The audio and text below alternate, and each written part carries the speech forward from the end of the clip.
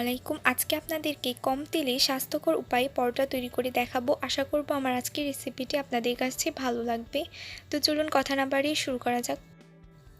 একটা বাটিতে নিয়ে নিচ্ছি 1 কাপের মতো ময়দা, 1 টেবিল চামচের মতো চিনি, 1 চিমটি পরিমাণ লবণ এবং হাফ চা চামচের মতো কালো জিরা। এসব কিছুকে খুব ভালোভাবে একসাথে মিশিয়ে নিচ্ছি। এখানে আমি হালকা উষুম গরম পানি নিয়েছি। এই গরম পানি দিয়ে আমাদের খামিরটা তৈরি করে নিতে হবে। আর আপনারা অবশ্যই এখানে ডো তৈরি করতে গরম পানি ব্যবহার করবেন। আর এই ডোটা কিছুটা আঠালো টাইপের হবে। এই ডোটাকে রেস্টে রেখে দেব 10 মিনিটের জন্য। 10 মিনিট পর দেখুন এই ডোটার আঠালো ভাবটা কিছুটা হলেও কমে এসেছে। উপর থেকে সামান্য একটু ময়দা ছিটিয়ে দেব, তাহলেই দেখবেন সুন্দর একটা খামিরের শেপ চলে আসছে। আর অতিরিক্ত ময়দা ব্যবহার করতে যাবেন না। পরোটাটা তৈরি করার জন্য আমি এখানে 2 টেবিল চামচের মতো তেল নিয়ে নিয়েছি। এখান থেকে অল্প একটু তেল হাতে নিয়ে এই খামিরের চারপাশে মাখিয়ে এটাকে আবারও রেস্টে রেখে দেব 5 মিনিটের জন্য। 5 মিনিট পর আমাদের এই খামিরটাকে বেলে নিতে হবে। সামান্য একটু ময়দা ছিটিয়ে নিয়ে খামিরটাকে বেলে নিচ্ছি। এই পর্যায়ে একটু পাতলা করেই বেলে নিতে হবে।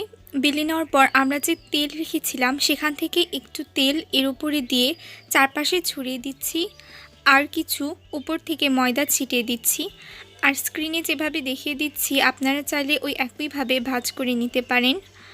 এই পরিমাণ ময়দা দিয়ে আমার মোট 2টা পরোটা তৈরি হয়েছে।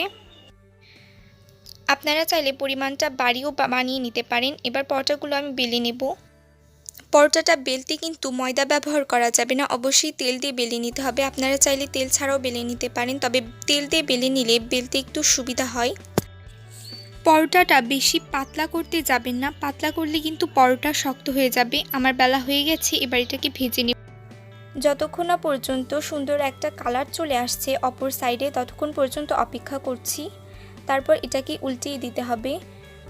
এর ওপরে যে তেলটা রেখেছিলাম সেখান থেকে অল্প একটু তেল দিয়ে চারপাশে ছড়িয়ে দিতে হবে। অপর সাইডে কালার চলে আসলে এটাকে আবার উল্টিয়ে দিব এবং একইভাবে এর উপরেও সামান্য একটু তেল দিয়ে চারপাশে স্প্রেড করে দেব। আমার ভাজা হয়ে গেছে।